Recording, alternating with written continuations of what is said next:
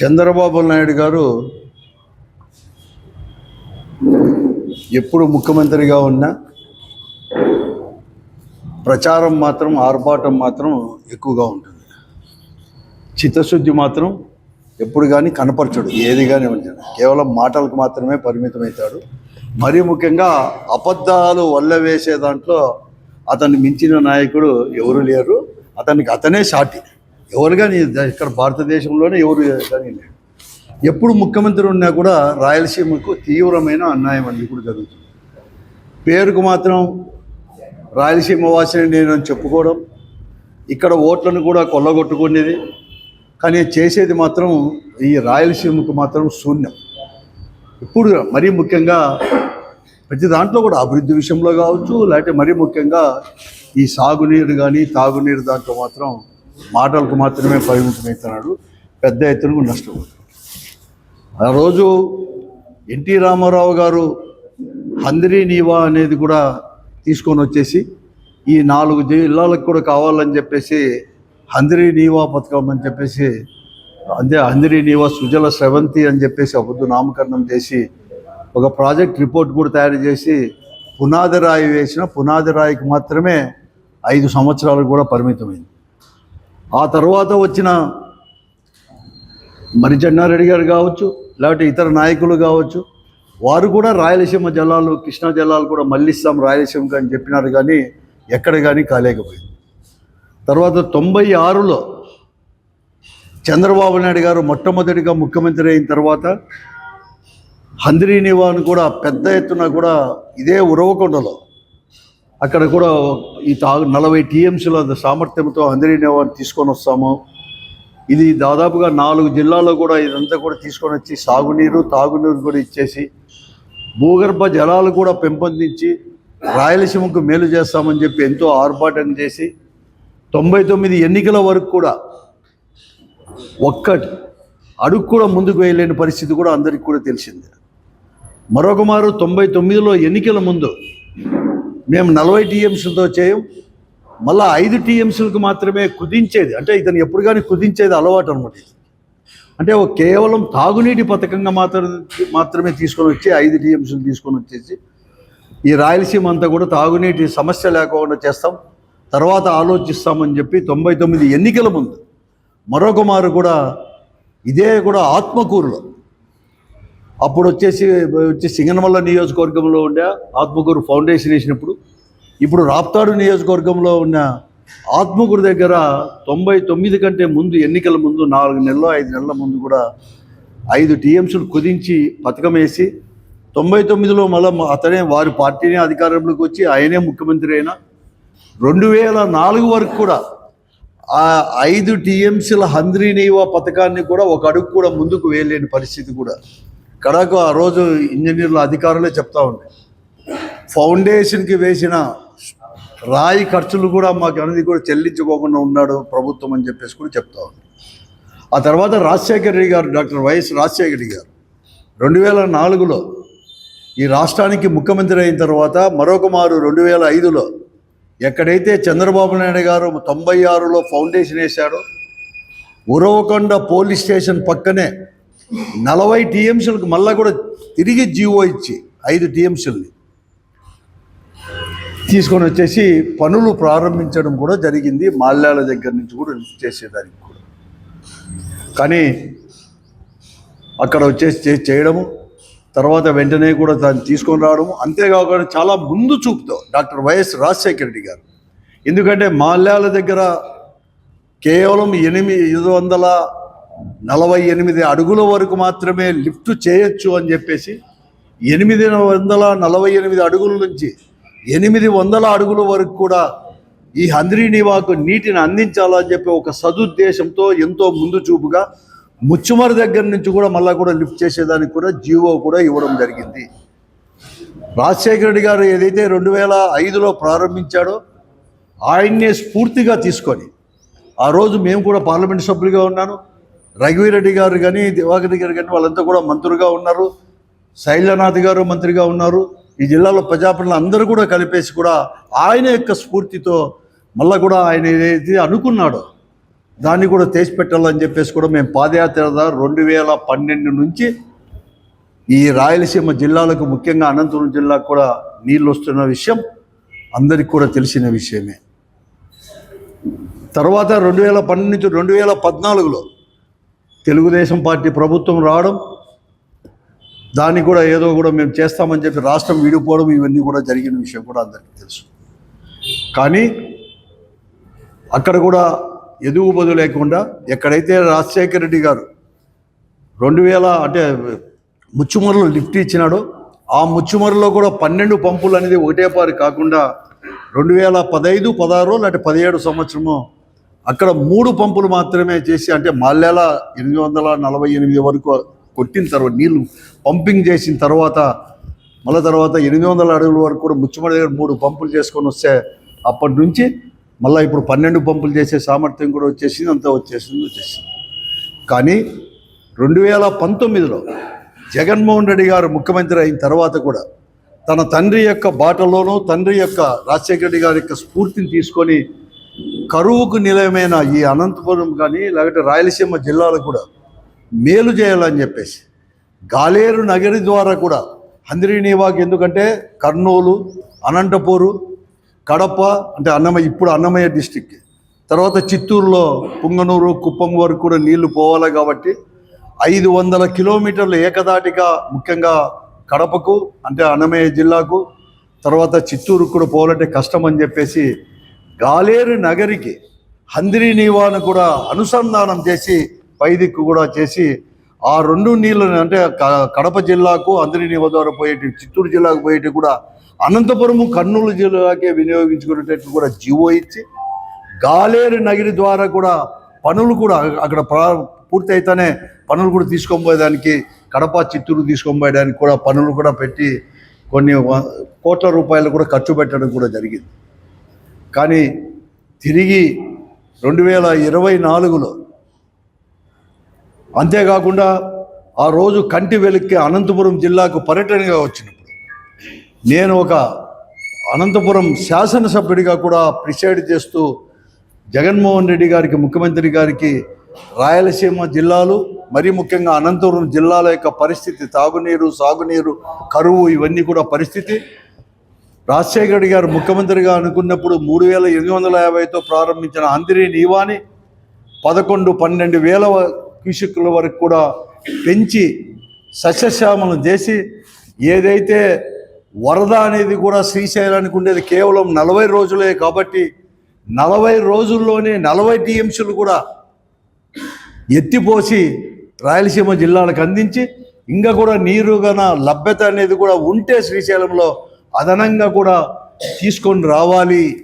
కరువు అనేది కూడా ఉన్నప్పుడు కూడా 40 రోజుల్లోనే 40 టీఎంసీలు ఎత్తిపోసేదానికి కూడా కావాలని చెప్పేసి కూడా రాజశేఖర రెడ్డి గారు ఆ రోజు ముచ్చుమర్రి దగ్గర కూడా వచ్చిన దాన్ని కూడా మతికి చేస్తే, ఆ రోజు బహిరంగంగా కొన్ని లక్షల మంది ఉన్నారు ఆ రోజు కంటి వెలుగు ఇదే గవర్నమెంట్ జూనియర్ కాలేజ్ మీటింగ్ పెట్టినప్పుడు 2019 లేకపోతే 2020లో చెప్తే తప్పకుండా కూడా నేను చేస్తాను, దీని సామర్థ్యాన్ని పెంచుతాను అని చెప్పి మాట ఇచ్చి, ఆ మాట ప్రకారమే 2021లో మేము అడిగినట్లుగా 10,000 11,000 క్యూసెక్కులు కాకపోయినా 6,300 రూపాయలకు చేసేసి 6,480 కోట్ల రూపాయలకు కూడా ఎస్టిమేట్ కాస్ట్ కూడా శాంక్షన్ చేసి పనుల నుంచి టెండర్లు కూడా పిలవడం జరిగింది. 2021, 22లో ఎందుకంటే అంతే కరోనా ఇవన్నీ కూడా రావడం వల్ల 2022 పనులు ప్రారంభం మాత్రం కాలేకపోయిన మాత్రం వాస్తవం. అంతేకాకుండా మరీ ముఖ్యంగా జగన్మోహన్ రెడ్డి గారు కూడా ఆలోచన చేసి ఇంకా కూడా హంద్రీనీవాని కూడా చిత్తూరు వరకు లేకుండా 500 కిలోమీటర్లు తగ్గించాలని చెప్పేసి రాయలసీమ పథకం అని చెప్పేసి, రాయలసీమ ఎత్తిపోతల పథకం అని చెప్పేసి, అది కూడా 800 అడుగుల నుంచి పోతిరెడ్డి హెడ్ రెగ్యులేటర్ దగ్గర నుంచి గాలేరు నగరికి, ఎందుకంటే 872, 80 ఉన్నప్పుడు మాత్రమే నీళ్లు తీసుకొని పోయి అవుతుంది అని చెప్పేసి కింది వరకు నుంచి కూడా లిఫ్ట్లు అనేది కూడా పెడితే 800 అడుగుల వరకు కూడా తీసుకొని పోవచ్చు. ముఖ్యంగా రాష్ట్రం విడిపోయిన తర్వాత తెలంగాణ రాష్ట్రము కూడా శ్రీశైలంలో నీటిని ఎలా అంటే అలా తోడుతూ ఉంది ఇష్టానుసారంగా అని చెప్పేసి వద్ద కూడా సరైన టైంలో తీసుకొని రావాలని చెప్పి తీసుకొని వస్తే ఖర్చు పెడితే చంద్రబాబు నాయుడు గారు 2024లో ముఖ్యమంత్రి అయిన తర్వాత ఎలా అయితే రాయలసీమ ఎందుకో అతనంటే కూడా రాయలసీమ అంటే కూడా ఒక కసి, అందుకోసమే వెంటనే రాయలసీమ ఒక చీకటి ఒప్పందం అతనికి ఆంతరంగికుడైన రేవంత్ రెడ్డి గారు, ప్రస్తుతం ఉన్న ముఖ్యమంత్రి తెలంగాణకు ముఖ్యమంత్రి అయిన రేవంత్ రెడ్డి గారితో ఒక రహస్యమైన చీకటి ఒప్పందం చేసుకొని రాయలసీమ ప్రాజెక్టులకు కానీ రాయలసీమ ప్రజలకు అభివృద్ధికి అనేది కూడా గండి కొడుతూ ద్రోహం చేస్తూ దాన్ని అనేది కూడా రాయలసీమ లిఫ్ట్ని కూడా యథాతథం కూడా క్యాన్సిల్ చేసింది కూడా వెలుగులోకి వచ్చింది. దీన్ని మేము ఏదో పొలిటికల్గా దీన్ని కూడా మేమంతా కూడా ఆపాదించడం లేదు. స్వయంగా ప్రస్తుత తెలంగాణ ముఖ్యమంత్రి రేవంత్ రెడ్డి గారే బహిరంగంగా తెలంగాణ అసెంబ్లీలోనే 2 నెలల కిందట కూడా చెప్పడం కూడా జరిగింది. 45-50 రోజుల కిందట కూడా దీన్ని కూడా. అప్పుడు వెంటనే రాయలసీమలో ప్రజల యొక్క వ్యతిరేకతను కూడా చూసి, మరీ ముఖ్యంగా రాజకీయ పార్టీల యొక్క వ్యతిరేకత, రాయలసీమ ఎత్తిపోతల పథకాన్ని కూడా మళ్ళా కూడా ప్రారంభించాలా, ద్రోహం అనేది కూడా చేశామని చెప్పి చంద్రబాబు నాయుడు పైన అందరూ కూడా మాట్లాడితే దాని యొక్క నిందలు అవన్నీ కూడా తప్పించుకోవడానికి, తన సహజ శైలిలో ప్రజలను డైవర్ట్ చేయడానికి, లేకపోతే అవన్నీ కూడా తిప్పికొట్టడానికి ఈరోజు ఇక్కడ అన్యాయం అనేది అందరినీ వాకు జరుగుతూ ఉన్నా కూడా దాన్ని కూడా మూసిపెట్టి ఈరోజు, ఎందుకంటే మసిపూసి మారేడికాయ చేసే దాంట్లో చంద్రబాబు నాయుడుకి మించిన వారు ఎవరు లేరు. హంద్రీనీవా ప్రాజెక్టుని ఎప్పుడూ లేని విధంగా దాదాపుగా 14 సంవత్సరాలైంది హంద్రీనీవాతో నీళ్ళు వస్తూ కూడా 2012 నుంచి కూడా ఈ పొద్దుడి వరకు కూడా ఈ 14 సంవత్సరాల్లో ఎప్పుడు కానీ 40 టీఎంసీలు అనేది కూడా కేవలం 192 రోజుల్లో డైవర్ట్ చేయలేదని చెప్పేసి మార్చి లోపల కూడా మళ్ళీ కూడా 50 టీఎంసీలు కూడా ఇంకా 10 టీఎంసీలు కూడా తోడి హంద్రీనీవా ద్వారా కూడా అందిస్తాం రాయలసీమ ప్రజలకు అని చెప్పేసి ఆర్భాటంగా కూడా చేసుకొని ప్రచారం చేసుకుంటూ ఈరోజు వారి మంత్రి అంటే ఇరిగేషన్ మంత్రి అయిన రామానాయుడు గారు కావచ్చు, లేకపోతే ఈ జిల్లాలో మంత్రులు కావచ్చు, కేశవ్ గారు కానీ, సబితా గారు కానీ, అలాగే శాసనసభ్యులు, ప్రజాప్రతినిధులు కూడా పెద్ద ఎత్తున ప్రజలను కూడా మభ్యపెట్టడానికి ప్రచారం అనేది కూడా చేస్తూ ఉన్నారు. నేను అడుగుతూ ఉన్నాను చంద్రబాబు నాయుడు గారిని కానీ, ఈ కూటమి ప్రభుత్వాన్ని కానీ, వీళ్ళ అధికార పార్టీ ప్రజాప్రతినిధులను అందరినీ కూడా అడుగుతూ ఉన్నాను, మీకు నిజంగా కూడా చిత్తశుద్ధి ఉందా? మీ అబద్ధాలకు, మీ ద్రోహానికి అనేది కూడా హద్దు అనేది కూడా లేదా? మీ నోటికి వచ్చిందని కూడా మీరు చెప్తే ప్రజలు నమ్మడానికి ఏమైనా సిద్ధంగా ఉన్నారనుకుంటున్నారా మీరు అని చెప్పి నేను అడుగుతున్నాను ఈ మోసగాళ్ళందరినీ కూడా. కనీసం అనంతపురం జిల్లా మిమ్మల్ని గెలిపించిందని చెప్పి ఈ జిల్లాలో ఉన్న ప్రజాప్రతినిధులైనా కూడా వాస్తవాలను కూడా ప్రజలకు చెప్పి, ముఖ్యమంత్రికి కూడా మళ్ళీ కూడా వస్తారో రారో మీకే తెలియదు, ఈ పార్టీ అనేది కూడా మళ్ళీ అధికారం ఉంటుంది ఉన్నప్పుడు చరిత్ర అనేది కూడా ఇప్పటికే మీరు చరిత్రహీనులుగా ఉన్నారు. ప్రచారం మాత్రం చేసుకుంటున్నారు హంద్రీనీవా చేసినామని చెప్పేసి. కానీ మీరు కాదు చేసింది, డాక్టర్ వైఎస్ రాజశేఖర రెడ్డి గారు ఉన్నారు. అప్పటికే నీళ్లు తీసుకొని వచ్చేసాం మేము 2012కే. మీ ద్రోహం వల్ల నిజంగా కూడా మీరే కదా ఆ రోజు ఎన్టీ రామారావు గారు ఫౌండేషన్ ఇచ్చినప్పుడు 83-84లో పూర్తి చేసిండు ఉన్నా, లేకుంటే చంద్రబాబు నాయుడు గారు 96లో ఫౌండేషన్ చేసి 2004 కంటే ముందు పూర్తి చేసింటే బ్రిజేష్ కమిటీలోనే మనకు నికర జలాలు అనేది కూడా 40 టీఎంసీలు కూడా మనకు వచ్చే అవకాశం కూడా ఉండేది. మీరు ఆలస్యం చేశారు కాబట్టే ఈరోజు నికర జలాలు కూడా రాకుండా కేవలం హంద్రీనీవా మిగులు జలాలు అంటే వరద జలాలపైనే ఆధారపడింది. అది మీరు చేసిన ద్రోహం వల్ల, మీరు చేసిన తప్పిదం వల్ల అని కూడా మీ అందరూ కూడా గ్రహించుకోవాలి. కనీసం ఇప్పుడైనా కూడా వాస్తవాలు చెప్పుకోకుండా కేవలం ఏదో 40 టీఎంసీలు 192 రోజులు ఇప్పుడే వచ్చినాయంటారు.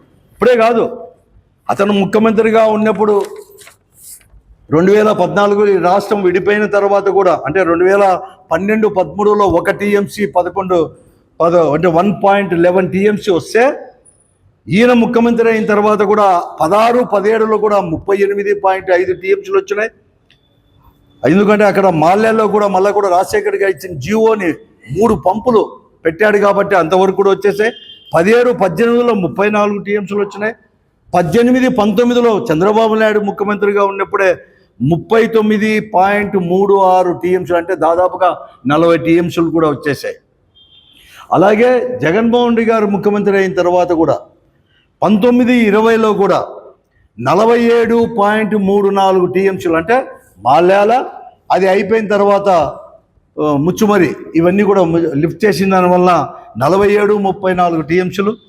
అలాగే 20 అంటే అక్కడ కూడా మళ్ళా ఇక్కడ నుంచి ఈ 18-19 నుంచి కూడా 12 పంపులు పనిచేస్తున్నాయి కాబట్టి 20-21లో కూడా 45.65 టీఎంసీలు కూడా రావడం జరిగింది. కానీ ఇవన్నీ కూడా 240 రోజులు 250 రోజులు పట్టాయి. ఎందుకంటే 12 పంపుల సామర్థ్యం ఉన్న హంద్రీ నీవాకు ఎక్కడో టెక్నికల్ లెవెల్లో చేసిన డిజైన్ లోపం వలన 3850 రావాల్సిన కాలువ 2100-2150 మాత్రమే వస్తుంది. కాబట్టి ఇవి 240 రోజులు 50 రోజులు పట్టింది. ఈ 47 టీఎంసీలు కానీ 45 టీఎంసీలు కానీ లేకపోతే 40 టీఎంసీలు కానీ తీసుకున్నాడు. కానీ ఈరోజు 40 టీఎంసీలు 191 రోజుల్లోనే తీసుకొని వచ్చామని చెప్తున్నాం.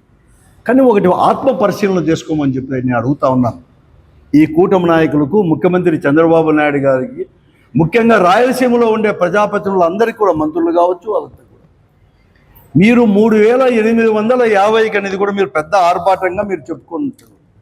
నేను అనుకున్నాను జూలై 17వ తేదీ మీరు ముఖ్యమంత్రి అయితేనే ఈ హంద్రీ నీవా 2100 కాదు, మేమందరూ ప్రజలు కానీ రాయలసీమ వారందరూ లీడర్లు కానీ అన్ని రాజకీయ పార్టీలు అడిగినట్లుగా 11,000 క్యూసెక్లు కాకుండా జగన్మోహన్ రెడ్డి గారు ముఖ్యమంత్రిగా జీవో ఇచ్చిన ప్రకారం 6,300 కాకుండా నేను కేవలం హంద్రీ నీవా 3,850 క్యూసెక్కులకు మాత్రమే పరిమితం చేస్తూ మరొక మారు కూడా, అంటే ఇతనికి అలవాటు తగ్గించేది, 6,300 ఉండే జీవోని మరొక మారు 3,850 చేస్తూ మొదటి ఫేసు వెడల్పు చేయడానికి 695 కోట్ల 70 లక్షలు కూడా కేటాయిస్తూ రెండవ ఫేసు జీడిపల్లి నుంచి కుప్పం వరకు కూడా 2,000 కోట్లకు కూడా కేటాయించు 1,200 క్యూసెక్తో ఉండే పరిమిత కాలాన్ని లైనింగ్ చేసేదానికి కూడా చేసి మొత్తం 100 రోజుల్లోనే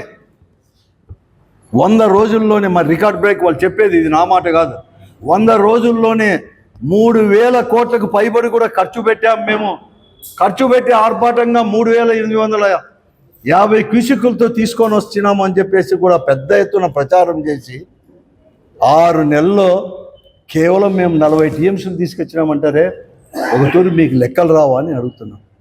సాంకేతిక నిపుణులు ఇంజనీర్లు లేరా అని అడుగుతున్నాం. హంద్రీ నీవా ఎస్సీ మీరంతా కూడా బీటెక్లు ఎంటెక్లు చదవలేదా అని చెప్పి అడుగుతున్నాం. ఎస్సీలు కానీ సిఈలు కానీ ఈఈలు కానీ నువ్వు 3,850 క్యూసెక్కుల యొక్క కెపాసిటీతో మీరు పంప్ అనేది కూడా చేస్తే, ఎత్తిపోస్తే 190 రోజుల్లో 63 టీఎంసీలకు పైబడి కూడా మీరు డ్రా చేసి ఉండాలి. మీరు కేవలం 191 రోజుల్లో కేవలం మీరు అనేవారు మేము 40 టీఎంసీలు చేసినారంటే 2,440 క్యూసెక్కులకు మాత్రమే మీరు దినానికి హంద్రీ నీవాలో ఎత్తిపోశారు తప్ప 3,850 కాదు అనేది కూడా మీ అంతకే మీరు చెప్పిన లెక్కల ప్రకారమే ఈరోజు నిర్ధారణంగా నేను చెప్తా ఉన్నాను. చేసుకోండి ఆత్మ పరిశీలనలు. ఈ జిల్లాలో ఎవరికి మీరు ద్రోహం చేసేది? మీరు ఓటేసి రాయలసీమలో ఇంతమంది మిమ్మల్ని గెలిపించిన ప్రజలక మీరు మోసం చేసేది? ఎన్ని రోజులు మోసం చేస్తారు? నేను కేశవ్ గారిని కూడా నేను అడుగుతా ఉన్నాను, నువ్వు ఆ రోజు మొట్టమొదటిగా శాసనసభ్యుడిగా 94లో గెలిచినప్పుడు పెద్ద ఆర్భాటంగా లక్షల మంది ముందర 96లో అప్పుడు రామకృష్ణ గారు కూడా అనంతపురం శాసనసభ్యుడిగా ఉన్నారు సిపిఐ తరఫున. మీరందరూ కలిసి హంద్రీ నీవాకు 40 టీఎంసీలతో కూడా మేము చేస్తామని చెప్పారు ఫౌండేషన్ ఇష్యూలు. మళ్ళా తర్వాత 99లో కూడా మీరే మీ పార్టీని అధికారంలో ఉన్నా కూడా మొత్తం 96 నుంచి 2004 వరకు కూడా ఒక అడుగు కూడా ముందుకు తీసుకొని పోకుండా కుదించిన వాళ్ళు మరొక మారు ఈ జిల్లాలో 6,300తో అన్నా మీరు చేయకోకుండా ప్రజల యొక్క అభిష్టం అయితే 11,000 కానీ జగన్మోహన్ రెడ్డి గారు ఇచ్చిన 6,300 జీవో అయినా ఇంప్లిమెంట్ చేయకుండా అదే కాంట్రాక్టర్కే మళ్ళా కూడా మీరు 3,850కో లేకపోతే ఎవరికో ఇవ్వడం కూడా ఈ ప్రజలకు ద్రోహం చేసింది కాదా అంటాను. ఎవరిని మిమ్మల్ని మీరే మోసం చేసుకుంటారా? మీరు ఒక తూరు కాదు, 2 తూర్లు కాదు, 3 తూర్లు, 4 తూర్లు ఈ జిల్లా ప్రజలు మిమ్మల్ని ప్రజాప్రతినిధులు కూడా ఎన్నుకున్నారే, మంత్రులుగా కూడా వెలగబెట్టారే. అలా కూడా మీరు అబద్ధాలు చెప్పి కేవలం మీరు జగన్మోహన్ రెడ్డి గారిని విమర్శించడం, నోటికొచ్చిన భాష మాట్లాడడం, ఎవరైనా కానీ మా ఇట్లా వాళ్ళు విమర్శిస్తే వారిని అందరినీ కూడా దూషించడం, ఎత్తిపరచడం తప్ప మీరు ఇంకా ఈ 19 నెలల్లో మీరు ఏం చేశారని చెప్పేసి నేను వాళ్ళందరినీ కూడా నేను అడుగుతా ఉన్నాను. చంద్రబాబు నాయుడు గారు మీరు మళ్ళా కూడా 10 టీఎంసీలు ఎత్తిపోసేదానికి మార్చి 10వ తేదీ వరకు చెప్తున్నారే, అవసరమా అని చెప్పి అడుగుతున్నాను. ఈరోజు మీరు వరద అనేది కూడా శ్రీశైలంలో ఈ పొద్దుడికి కూడా వేలకల్లో ఎప్పుడో తగ్గిపోయి ఉండాల్సింది. కానీ ఈరోజు కూడా 875 అడుగుల 80 అడుగుల్లో కూడా నీళ్లు ఉన్నాయి. అంటే ఈ పొద్దుడికి కూడా శ్రీశైలంలో 167.4 టీఎంసీలు ఈ రోజు కూడా నిలవండి. It is a record break. Srisailam వచ్చినప్పటి నుంచి కూడా ఇంతవరకు కూడా నీళ్ళు అనేది కూడా 167 టీఎంసీలు ఉంటాయి. ఎందుకంటే 885 అడుగులు ఉండాల్సింది ఈ పొద్దుడికి కూడా 6 నెలలైనా కూడా 875 అడుగుల్లో ఉన్నాయి. దానికి ప్రధానమైన కారణం ఈరోజు వరద అనేది కూడా 3 మార్లు వచ్చింది.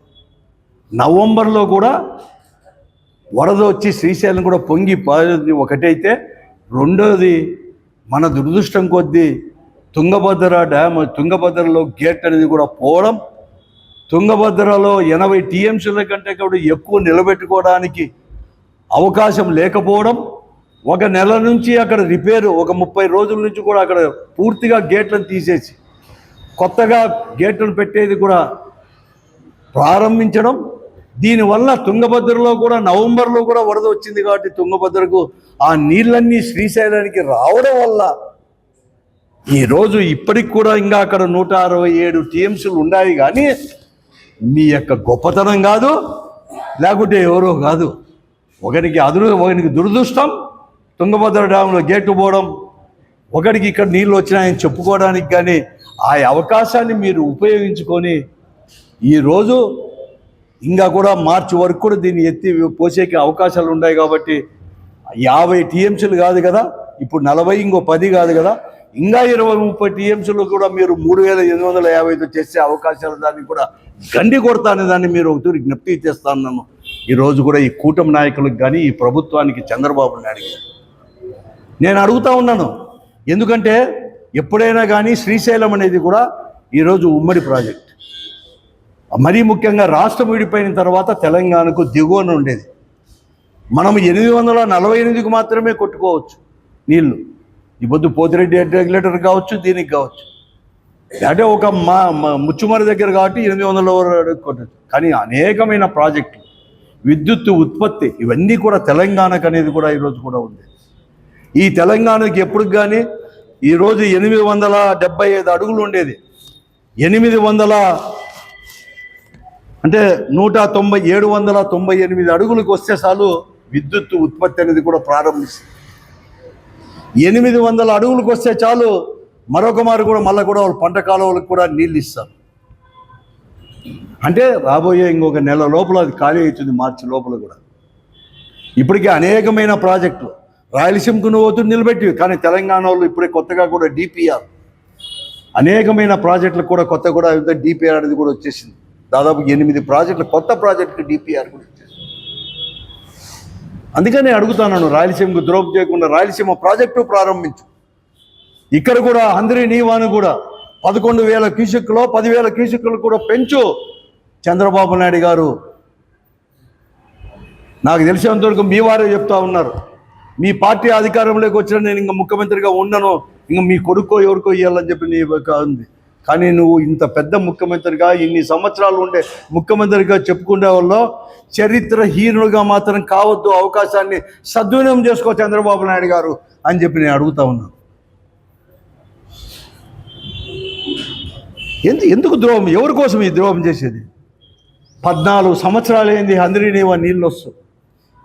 దాని మెయిన్ ఇంటెన్షన్ వచ్చేసి రాయలసీమలో కృష్ణా జలాలు కూడా పాలించి ఇరిగేషన్తో భూములకు నీరిచ్చేదే కాకుండా పంట పొలాలకు నీరిచ్చేదే కాకుండా భూగర్భ జలాలు పెంపొందించడానికే.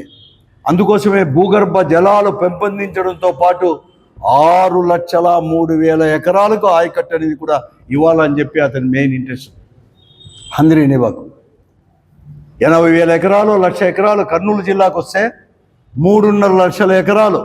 దాంట్లో జీడిపల్లి వరకు మొదటి ఫేజ్లో ఉరవకొండ ఇక్కడంతా కూడా 1,15,000 ఎకరాలు. ఈ పొద్దు 14 సంవత్సరాలు అయింది జీడిపల్లికి నీళ్ళు వస్తా కూడా.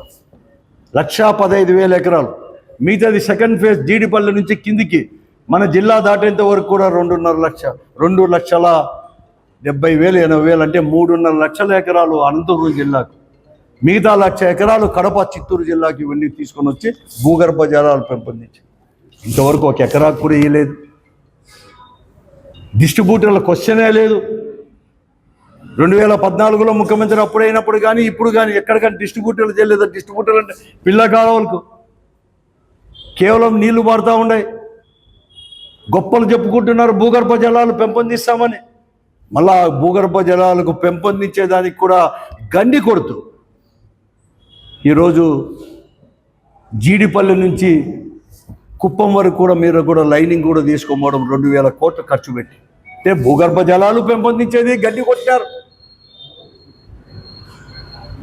మరొక పక్క 3,850 క్యూసెక్లు అని చెప్పి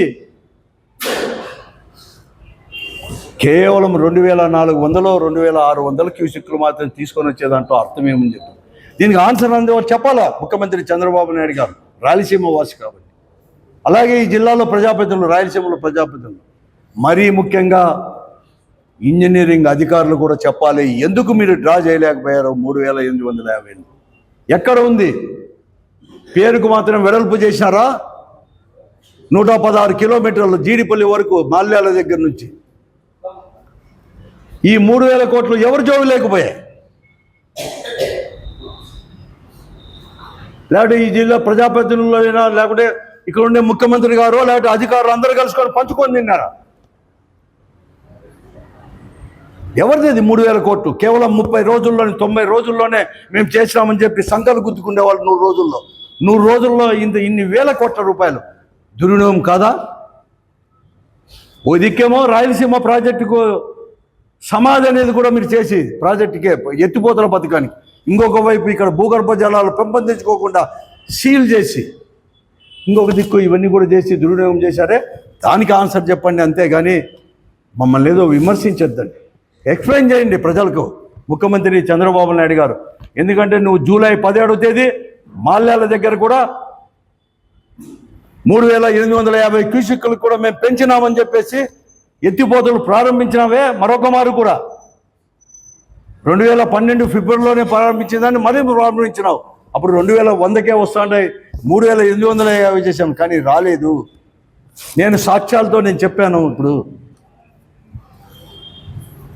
ఇప్పుడు నిజంగా వచ్చింటే 63 టీఎంసీల పైన అయిపోయింది. అలా ఇంకా 40 టీఎంసీల్లోనంటే 23 టీఎంసీలు మైనస్. ఈ రోజుకు నిన్న కూడా హంద్రీనీవాలో కేవలం 2,443 క్యూసెక్లకు మాత్రమే, అంటే 8 పంపులు కూడా కాదు, 7 పంపులో 8 పంపులు మాత్రమే, 12 పంపులు ఆడుతూ ఉంది నిన్నటి రోజు కూడా. అంటే షార్ట్ ఫాల్ వచ్చేసి 3,850కి దాదాపుగా 1,448 క్యూసెక్లు ఉంది. ఇది మోసం కాదా అని చెప్పి ఎవరిని మబ్బ పెట్టడానికి? మీకు ఓట్లేసిన ప్రజలనా? ఎవరిని? చంద్రబాబు నాయుడు గారు మీరు ముఖ్యమంత్రి చేసిన ప్రజలకా? మామ కంటే పెడితే వెన్నుపోటు కొడితే కడకు వెన్నుపోటు అనేది కూడా ప్రజలకు కూడానా? రాయలసీమ ప్రజలకా? కరువుతో వలసలు పోయే జిల్లాలు, ఆత్మహత్యలు, రైతులు ఆత్మహత్యలు చేసుకునే జిల్లాలు, దీనికే మీరు ద్రోహం చేసేది చంద్రబాబు నాయుడు గారు. జగన్ తిట్టడానికే 19 నెలలు అయిపోయింది. మీకు రాయలసీమలో మాత్రం కనపడదు. విశాఖపట్నంలో భూములు అమ్ముకోవడం, ఇండస్ట్రీస్ల పేరట 99 పైసలకో, లేకపోతే రూపాయికో, లేకపోతే 10 రూపాయలకో ఇవ్వడం, అక్కడ కేవలం రాయలసీమను పనంగా పెట్టి పేరుకు మాత్రం ప్రచారం చేసుకుంటూ కేవలం క్యాపిటల్కి మాత్రమే కోట్ల రూపాయలు కూడా అప్పులు చేసి ఈరోజు కూడా 1,00,000 కోట్ల రూపాయలు కూడా అప్పు చేసి క్యాపిటల్కి అనేది కూడా పెడితే మేమేం రాయలసీమ వాసులు ఊరికే ఉండాలనా? మేము ప్రజలు ఊరికే ఉండాలనా? మేము మనుషులం కాదా?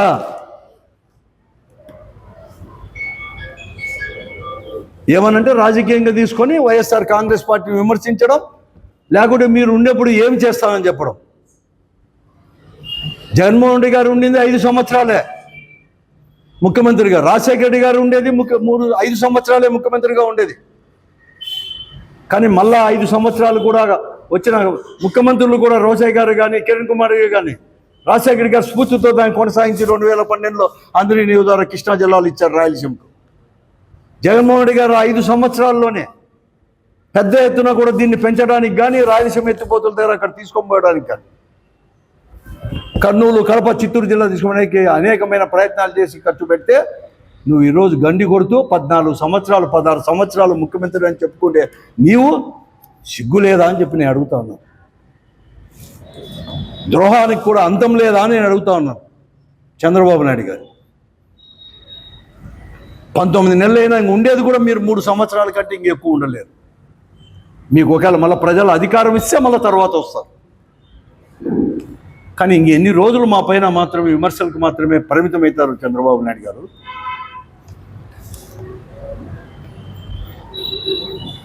అందుకోసమే రాయలసీమ రైతులు కానీ ప్రజల యొక్క హక్కులకు సమాధి కట్టద్దు, జాగ్రత్త అని చెప్పి నేను కూడా హెచ్చరిస్తాను. ఇంతవరకు ఎప్పుడు చెప్పలేదు. రేవంత్ రెడ్డి పైన వ్యాఖ్యలకు సూటిగా జవాబు చెప్పక ప్రజలు కూడా డైవర్ట్ చేయడానికి, అతనికి అలవాటు కాబట్టి డైవర్ట్ చేయడానికి ఈరోజు హంద్రి నీవా అనేది 190 రోజుల్లోనే 40 టీఎంసీలు ఎత్తిపోసాము, అది మాది క్రెడిట్ అని చెప్పి ఇదంతా క్రెడిట్ చోరీలు తప్ప ఇంకేమీ తీసుకొని పోవడానికే. ఇదే కాదు, ల్యాండ్ టైటిలింగ్లో కూడా అంతే. ఆ విషయమే జగన్మోహన్ రెడ్డి గారు మనం ప్రశ్నించింది. దుష్ప్రచారం చేశారు. ల్యాండ్ టైటిలింగ్ వల్ల మీ ఆస్తులు బిక్కుంటాడు, మీ భూములు బిక్కుంటారు అని చెప్పేసి అనేక దుష్ప్రచారాలు చేసి ఇప్పుడు అదే ల్యాండ్ టైటిలే అదే నిర్వహిస్తూ ఉన్నాడు. కేవలం ఆ పాస్బుక్లు మార్చో లేకపోతే కొన్ని ఏదో కాలమ్స్ మార్చి చేస్తున్నాడు. అది కూడా కన్ఫ్యూజ్గా ఉందని చెప్పేసి అనేక మంది కూడా ఈరోజు కూడా కంప్లైంట్ చేస్తూ ఉన్నారు. ఇతనికి అంతా కేవలం క్రెడిట్ చోరీ చేయడం, అబద్ధాలు చెప్పడం, మబ్బ పెట్టడం, మసిబూసి మారేడి కాడి చేయడం, ఇంతకంటే ఇంకేమి వేరేది ఇంకేమి లేదు.